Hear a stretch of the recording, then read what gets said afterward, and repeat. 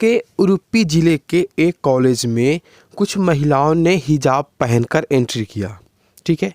जिससे ये हुआ कि कॉलेज ने उन पर जो है तो प्रतिबंध लगा दिया, बैन लगा दिया, उनको कॉलेज से निकाल दिया। जी हाँ दोस्तों, तो स्वागत है आप सभी का एक बार फिर से आपके अपने YouTube channel UPSC Hindi medium में। जी हाँ दोस्तों, तो आज का टॉपिक है हमारा हिजाब। द हिंदू के न्यूज़पेपर में आज सबसे मोस्ट इम्पॉर्टेंट टॉपिक, और हालांकि ये पूरे इंडिया में यह आग की तरह फैल चुका है, हिजाब। जी हाँ दोस्तों, तो हिजाब के बारे में यह जो है तो आज का न्यूज़पेपर में यह सबसे ज़्यादा इम्पॉर्टेंट टॉपिक है, जिसका हम इस वीडियो में हम पूरी अच्छे तरह से बात करने वाले हैं।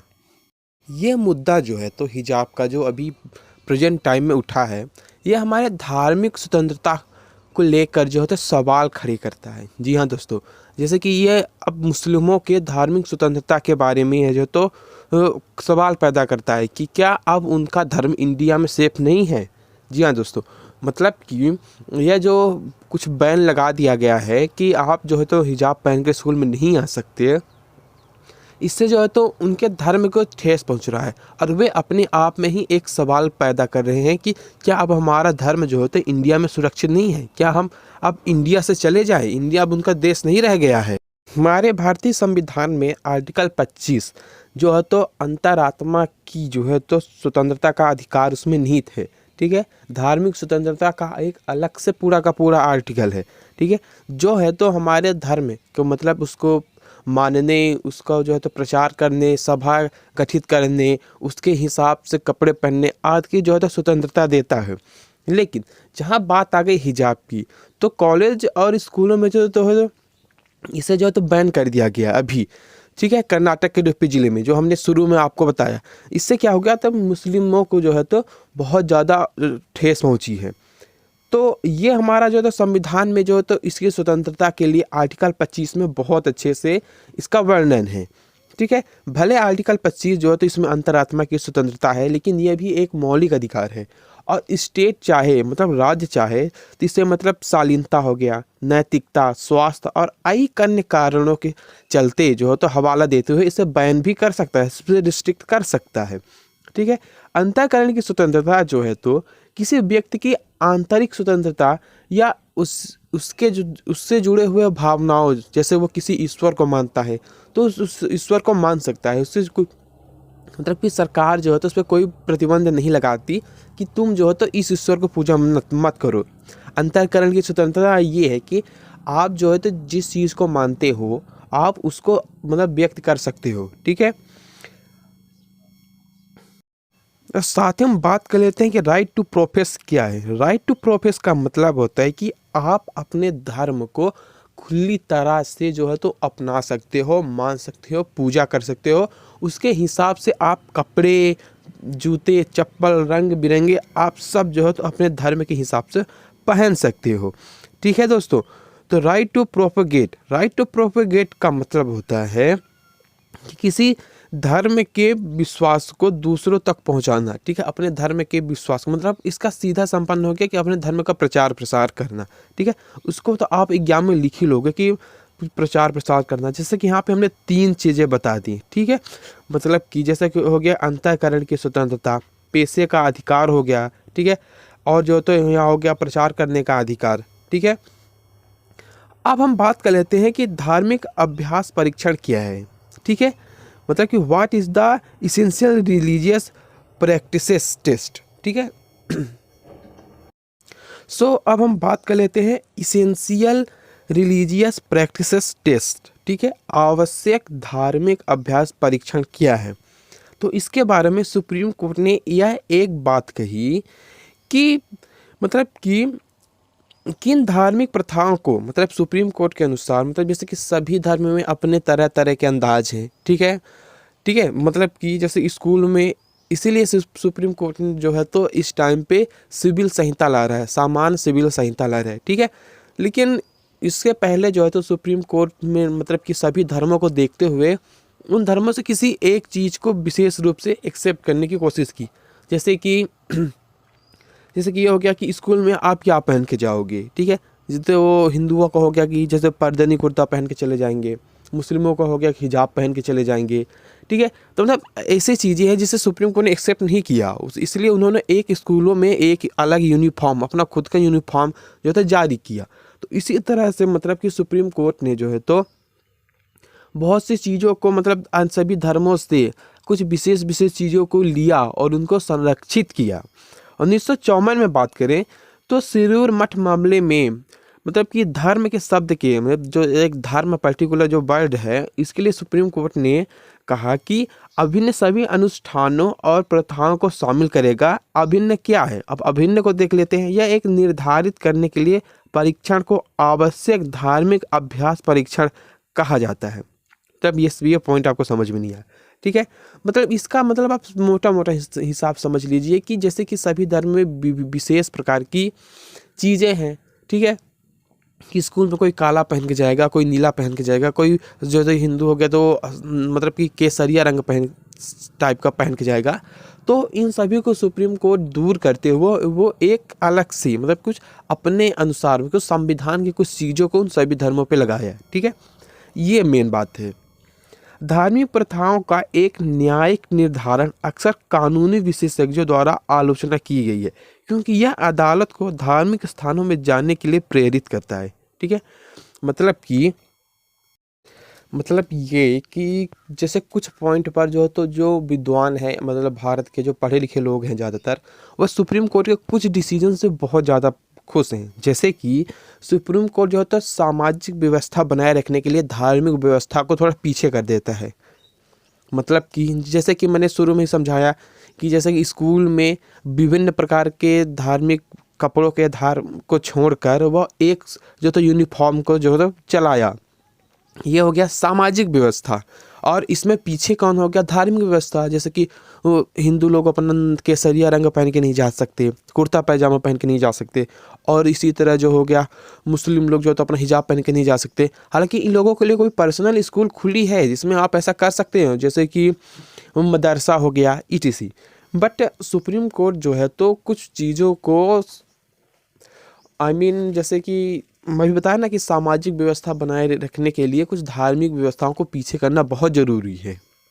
इससे हमारे बहुत से जो पढ़े लिखे लोग हैं, जो बड़े बड़े लोग हैं, वो सुप्रीम कोर्ट की प्रशंसा भी करते हैं, ठीक है। लेकिन हाँ, यहीं पे जो है तो इन सब की जो है तो शुरुआत हो जाती है। मतलब कि अब जो है तो कोई लोग जो है तो हिजाब पहन के कॉलेज में चले गए, ठीक है। स्कूल में तो यूनिफॉर्म ही लगेगा ना, स्कूल हो, कॉलेज हो, यूनिवर्सिटी हो, आप जो है तो यूनिफॉर्म पहन के जाओगे, जो यूनिफॉर्म उस विद्यालय में चल रहा है। लेकिन नहीं, आप धार्मिक मामला उठाने के लिए आप जो है तो हिजाब पहन के जाओगे, फिर दंगे करवाओगे। ये सब जो है तो अब गलत ही ना हो रहा है, आप लोग ही बताओ, ठीक है। अब बहुत लोगों को लगेगा कि सुप्रीम कोर्ट सिर्फ मुस्लिमों के साथ ही अन्याय करता है और वो जो तो मुस्लिमों को एक साइड रख देता है, बाकी धर्मों को पक्ष में बोलता है। तो यहीं पे मैं आपको एज ए एग्जाम्पल दे देता हूँ कि नहीं, सुप्रीम कोर्ट ऐसा कुछ नहीं करता। तो 2004 में क्या हुआ था कि सुप्रीम कोर्ट ने माना कि जो आनंद मार्ग संप्रदाय है, ठीक है, ये तो मुस्लिम नहीं हुआ, आनंद मार्ग संप्रदाय को जो वो सार्वजनिक सड़कों पर डांस करते थे, तांडव करते थे, तो उस पर उन्होंने सुप्रीम कोर्ट ने बैन लगा दिया कि नहीं, ये इनका धर्म का जो है तो अधिकार नहीं है। इसको जो है तो उन्होंने बैन कर दिया कि इससे जो तो कुछ दूसरे लोगों को भी हानि पहुंचती है। आपका मौलिक अधिकार तभी तक आपका मौलिक अधिकार है जब तक उससे किसी और को जो है तो नुकसान या हानि नहीं पहुंचती है। ये बात आप लोग नोट डाउन कर लो। अब यहीं पे जो है तो कहीं कहीं सुप्रीम कोर्ट जो है तो पर्सनल राइट्स पर भी जो है तो प्रतिबंध लगाया है। जैसे कि 2016 में एक जो तो मुस्लिम एयरफोर्स मतलब कि एक एयरफोर्स के ऊपर जो है तो एयरमैन के ऊपर जो है तो दाढ़ी रखने के कारण उसे जो है डिस्चार्ज किया, ठीक है। ये बात भी आप लोग अपने मेंस आंसर राइटिंग में आप लिख सकते हो। सशस्त्र बल विनिमय 1964 मतलब सशस्त्र बलों के कर्मियों द्वारा बालों के विकास को प्रतिबंधित करता है, केवल उन कर्मियों को छोड़कर जिनका धर्म बाल काटने या चेहरे को शेव करने पर रोक लगाता है, ठीक है। मतलब ये जो अधिनियम है 1964 का, ये जो हमारे बाल है ना, इनको रखने पर जो तो रोक लगाता है। मतलब कि आप बाल नहीं रख सकते, आप दाढ़ी नहीं रख सकते। किंतु मतलब जिन धर्मों में जैसे कि पंजाबी हो गए और मुस्लिम हो गए, मतलब कि इनको जो है तो बाल और दाढ़ी रखना आवश्यक है, इनके धर्म में लिखा गया है, तो इनको यहाँ पे सुप्रीम कोर्ट ने छूट दी। यहाँ पे हम सुप्रीम कोर्ट के हम अच्छा चीज़ देख सकते हैं, अच्छे पहलू देख सकते हैं। ठीक है, अदालत ने अनिवार्य रूप से माना कि दाढ़ी रखना एक इस्लामी प्रथाओं का एक अनिवार्य हिस्सा नहीं था। हिजाब के मुद्दे पर अदालत ने अब तक कैसे फैसले सुनाए हैं, अब हम सबको देखते हैं। ठीक है, हालांकि इसे कई मौक़ों पर अदालत में रखा गया है। केरल उच्च न्यायालय के 2 फैसले हुए, ठीक है, जिसमें विशेष रूप से मुस्लिम महिलाओं के इस्लाम के सिद्धांत के अनुसार कपड़े पहनने के अधिकार पर परस्पर विरोधी जवाब देते हैं। इसका मतलब यह हुआ कि उनके धर्म में ही पहले से लिखा हुआ कि आप कहीं अगर घर से बाहर जाते हो तो आप हिजाब पहनो। ठीक है, ऐसा जो है तो उनके धर्म में लिखा गया है।